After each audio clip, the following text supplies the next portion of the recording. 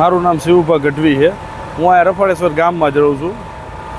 અહીંયા ધુવાળો નીકળતો હતો ને એટલે અમે ફોન કર્યો. અહીંયા દુકાન છે અમારા ભાઈની, એને ફોન કર્યો. મેં શું થયું, કાંઈ કીધું બન્યું છે? તો કે હા, કે મેજિક સિરામિકમાં કે આગ લાગી છે.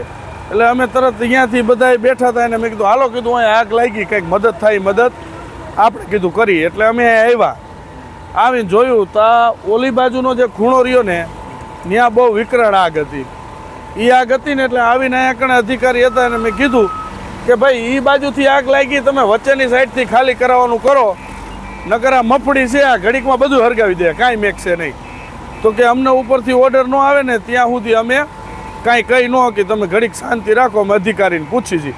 પછી એવું કંઈ નીકળે એટલે મેં પછી આ માલિકને કીધું આ શટર ખોલાવો, નકર આ હમણાં 5 જ મિનિટમાં બધું હળગાવી દે કીધું. કાંઈ નહીં મેં કે. અને ઘટના સ્થળે અમે હાજર હતા.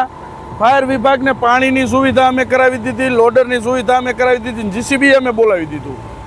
સુવિધા નામે તાત્કાલિક અમે ગામના બધા ભેગું થઈને ભેગું કરી દીધું તાત્કાલિક. અને આગળ જેવી વિકરાળ હતી, બાજુમાં જવાય એવું તો હતું નહીં.